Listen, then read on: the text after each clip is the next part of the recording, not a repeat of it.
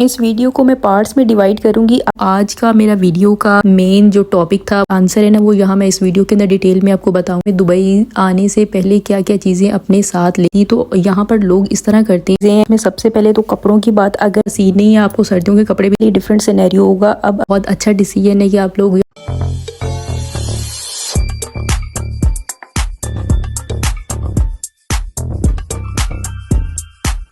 अस्सलामुअलैकुम and welcome to a new vlog. कैसे हैं आप सब लोग? उम्मीद करती हूँ सब लोग बहुत ही ज़्यादा अच्छे और ठीक होंगे, और मैं भी खैरियत से हूँ, शुक्र अल्हम्दुलिल्लाह। और यहाँ जी मैंने ऑर्डर किया था अमेज़ॉन से एक पार्सल का, वो मैंने मंगवाए थे वैक्यूम स्टोरेज बैग। तो वो मुझे आज रिसीव हुए हैं तकरीबन एक दिन के गैप के बाद। तो देखते हैं ये किस तरह के हैं और आपको भी दिखाते हैं। अमेज़ॉन की सर्विस जो है यहाँ पर तकरीबन 1 to 2 डेज लेती है यहाँ पर आपको चीज़ डिलीवर करने में। तो ये वाले बैग मैंने मंगवाए थे क्योंकि मुझे बहुत ज़्यादा शदीद इनकी इस टाइम ज़रूरत है, और इंशाल्लाह अगली नेक्स्ट 2-3-4 वीडियोस के बाद आपको पता चल जाएगा कि इसकी ज़रूरत मुझे क्यों पड़ी है। तो इसलिए मैंने ये मंगवाया, लेकिन इनका जो साइज़ वगैरह और इसके अंदर क्या क्या है, ये 2 किस्म के होते हैं। एक तो मैनुअल होता है जो पंप होता है मेरे ख्याल से, और एक ये वाला इलेक्ट्रिक होता है कि आप बस स्विच के साथ लगा दो और ये सारी जो हवा है वो बैग्स के अंदर से निकाल लेता है, और जितना कुछ आपने उसके अंदर स्टोर करना है बैग के अंदर वो करके, कपड़े वगैरह खास तौर पे, तो आप निकाल सकते हो। तो ये अभी मैंने मंगवाया और देखते हैं कि इसका किस तरह का ये काम करता है और अच्छा है या नहीं है, या इसका साइज वगैरह क्या है। तो अभी मैंने खोले हैं तो मैंने देखे हैं तो बहुत ही ज्यादा एक्स्ट्रा बड़े आ गए। ये जंबो साइज के जो है ना बैग्स मुझे रिसीव हो गए हैं, और ये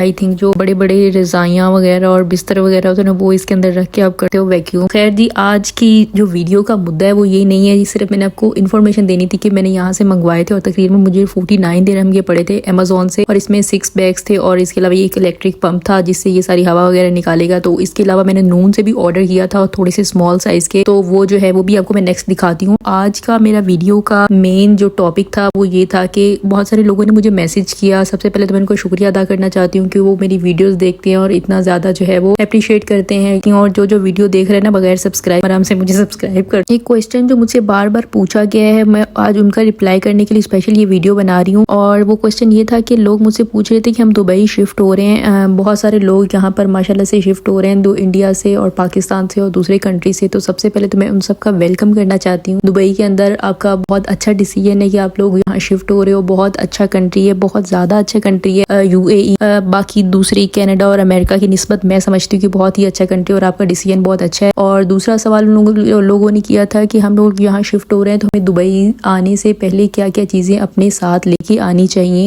घर की क्या चीजें लेके आनी चाहिए। कुछ लोग बच्चों के साथ शिफ्ट हो रहे हैं, कुछ कपल शिफ्ट हो रहे हैं, और कुछ लोग वैसे अकेली कोई लड़की या लड़का शिफ्ट हो रहे हैं। तो उनके जो आज आंसर है ना, वो यहाँ मैं इस वीडियो के अंदर डिटेल में आपको बताऊंगी कि मुझे क्या मुश्किलात आई जब मैं यहाँ पे हम लोग शिफ्ट हो रहे थे, और मुझे कितने की इन्फॉर्मेशन थी, और यहाँ आके मुझे क्या क्या चीजें पता चली, जिन एक्सपीरियंस से मैं गुजरी हूँ। बैड एक्सपीरियंस थे, कुछ गुड थे, तो वो सब कुछ मैं आपको डिटेल में बताऊंगी। क्योंकि डिफरेंट कैटेगरी के लोग यहाँ पर शिफ्ट होना चाहते हैं, तो हर एक के लिए डिफरेंट सिनेरियो होगा। अब अगर मैं सिंगल पर्सन की बात करूँ, या मैं कपल की बात करूँ, या मैं फैमिली की बात करूँ, तो हर एक के लिए डिफरेंट चीजों का सिनेरियो होगा। तो सबसे पहले मैं एज अ कपल या फैमिली के तौर पर आपको बता देती हूँ। इसमें बहुत सारी चीजें हैं। मैं सबसे पहले तो कपड़ों की बात अगर मैं करूं, तो हम लोग जब शिफ्ट हुए थे तो मैं बहुत ज्यादा जो है ना वो कपड़े हम लोग भर के लाए। तो सबसे पहले आपने ये वाली गलती नहीं करनी कि आपने बहुत ज्यादा कपड़े उठा के ले आने हैं। मैं असल में शलवारें कमीजें लेके आई थी और 7 दुपट्टे थे जिनके वजन भी बहुत ज्यादा हो गए थे, और मुझे यहाँ पर उनकी कोई बहुत ज्यादा जरूरत नहीं महसूस हुई। यहाँ आके मुझे पता चला कि अगर मैं बहुत ज्यादा हैवी कपड़े ना भी लेके आती, तो यहाँ पर लोग इस तरह करते हैं, या तो वो ट्राउजर शर्ट में रहते हैं, या जो स्लीपिंग सूट्स होते हैं वो उनमें पहन के रहते हैं, क्योंकि बाहर तो आपने निकलना नहीं होता। घर के अंदर आप एज अ कपल रह रहे हो तो आपको इस चीज की जरूरत नहीं पड़ेगी कि आप बहुत हैवी कपड़े शलवारों कमीजों और दुपट्टों वाले उठा के ले आओ, या आपने कहीं आना जाना है तब आपको उन सूट्स की जरूरत पड़ेगी, या आप कहीं बाहर जा रहे हो और आप अबाया नहीं पहन रहे हो तो आपको जरूरत पड़ेगी। वरना अगर आपके घर में कोई डिलीवर भी कोई चीज करने आ रहा है, मतलब डिलीवरी होती है या कोई बाहर से अचानक आपके घर में आ रहा है, तो आप फौरन अबाया पहन सकते हो अगर आपने नीचे ट्राउजर शर्ट पहना हुआ है, या स्लीपिंग सूट वगैरह इस तरह के, या शलवार कमीज भी इवन के आप पहन के ऊपर अबाया पहन के आप लोगों से कॉन्टेंट बाहर कर सकते हो। बाहर ग्रोसरी तक जा रहे हो या कहीं भी छोटी मोटी चीज के लिए भी बाहर जा रहे हो, तो अबाए में गुजारा यहाँ पर मैक्सिमम लोग कर सकते हैं। अभी मैं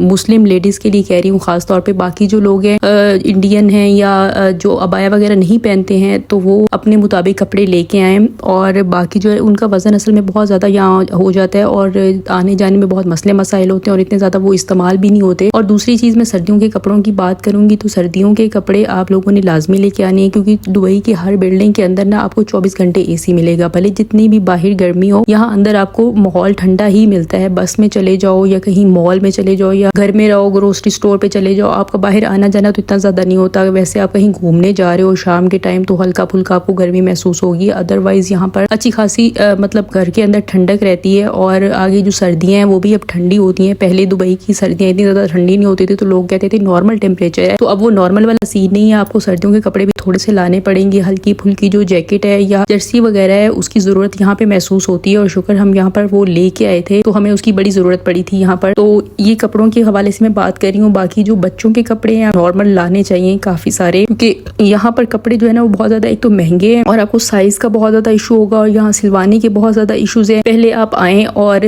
हल्के फुल्के अपने मुताबिक जो कपड़े आप हमेशा वेयर करते हैं वो थोड़े से लेके आए और बाकी जो दूसरी ट्राउजर शर्ट या स्लीपिंग सूट वगैरह इस तरह के कपड़े यहाँ लाए और 1-2 महीना यहाँ रहें या देखें किस तरह आप मैनेज कर सकते हैं। उसके बाद आप डिसीजन लीजिएगा और वापस अपने कंट्री से या तो मंगवा लीजिएगा या जो है वहां जाके आप ले आइएगा। मेरा ये मशवरा है, क्योंकि मैंने जब सब कपड़े यहाँ पर इतने ज्यादा लेके आई थी ना, मुझे कभी भी वापस जाना होता है ना जब पाकिस्तान, तो इतना ज्यादा इशू होता है, उनका वजन कपड़ों का बहुत ही ज्यादा हो जाता है। ये कपड़ों के हवाले से मैं बात कर रही हूँ। कपल वालों को तो मसला नहीं होगा और बाकी जो फैमिली है जिनके बच्चे हैं जाहिर है बड़े छोटे, तो वो माएँ इस तरह नहीं पहन सकती। बाकी बंदों के और मेल्स के जो कपड़े होते हैं वो तो चलो पैंट शर्ट या ट्राउजर शर्ट हो तो उनको तो इशू नहीं होता। अब बहुत सारे लोग शायद मेरी इस बात पे एतराज करें कि मैं शलवार कमीज की निस्बत जो है वो दूसरी चीजों को क्यों प्रेफर कर रही हूँ, तो ये आपके अपने डिसीजन पे है। मुझे जो मुश्किल हुई मैंने आपको वो बताया, क्योंकि मेरी हमेशा इतना लगेज में इनका वजन रहा है और घर में रखने के इनके इतने मसाइल हुए हैं कि मुझे ये वैक्यूम स्टोरेज बैगेज मंगवाने पड़े हैं। और इतनी ज्यादा इस्तेमाल भी चीजें नहीं होती यहाँ पर जितने हम कपड़े वगैरह इस तरह की चीजें लेके आती हैं। अगर आपको ट्राउजर शर्ट में या जो स्लीपिंग सूट होते हैं उनमें प्रॉब्लम्स है तो आप लोग जो है ना वो लॉन्ग फ्रॉक ले सकते हैं और ऊपर जो है स्कार्फ ले सकते हैं। अबाया ना भी ले, क्योंकि उनका वजन भी एक तो इतना ज्यादा नहीं होता और वो पीसेस में भी कम, 1 पीस होता है, तो इतना ज्यादा इसका इशू नहीं आपको रहता और वो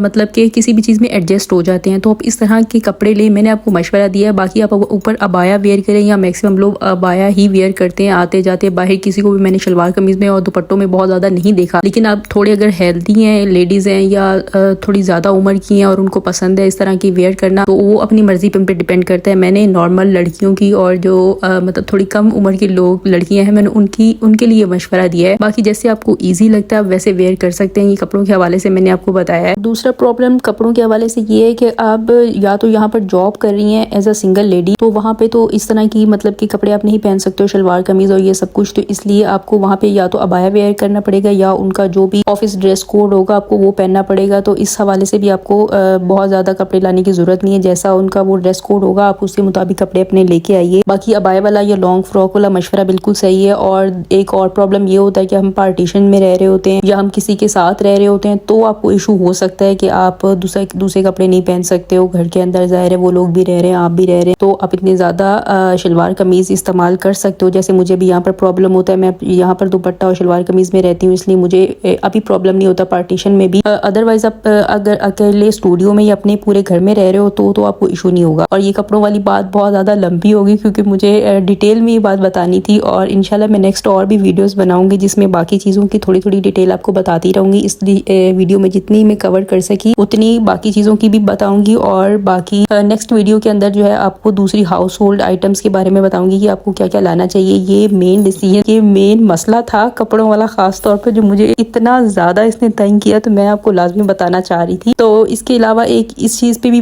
डिपेंड करता है कि आप किस इलाके में रहते हो, कहाँ रहते हो, क्योंकि यहाँ पर कपड़े महंगे हैं और अगर आप सिलिकॉन ओएसिस या इस तरह किस जगहों पर रहते हो जहाँ बड़े बड़े मॉल्स हैं तो यहाँ वहाँ से कपड़े खरीदना भी बहुत महंगा है। इस वीडियो को मैं पार्ट्स में डिवाइड करूंगी। आज की वीडियो में मैंने सिर्फ कपड़ों की बात की, अगली नेक्स्ट वीडियो के अंदर मैं आपको बाकी चीजों के बारे में डिटेल से बताऊंगी। इसलिए आपने मेरे साथ रहना है इस पूरी कपड़ों और दूसरी चीजों की सीरीज के अंदर कि दुबई आते हुए मैं क्या क्या लेके आना चाहिए। तो मैं बाकी और डिटेल में वीडियो इंशाल्लाह नेक्स्ट बनाऊंगी तो उसमें आपको और काफी ज्यादा डिटेल्स पता चल जाएंगी। बाकी आपका कोई क्वेश्चन हो कपड़ों के हवाले से तो आप मुझसे कमेंट सेक्शन में पूछ सकते हैं। अल्लाह हाफिज। मेरे चैनल को प्लीज सब्सक्राइब कर दें। लाइक आपका नहीं दिल करता तो बिल्कुल मत कीजिए, लेकिन सब्सक्राइब कर दे। कम से कम मुझे 1K सब्सक्राइबर चाहिए, प्लीज प्लीज प्लीज। इतनी ज्यादा मैं आपके लिए मेहनत करती हूँ, वीडियोस बनाती हूँ, तो इतना तो मेरा हक बनता है।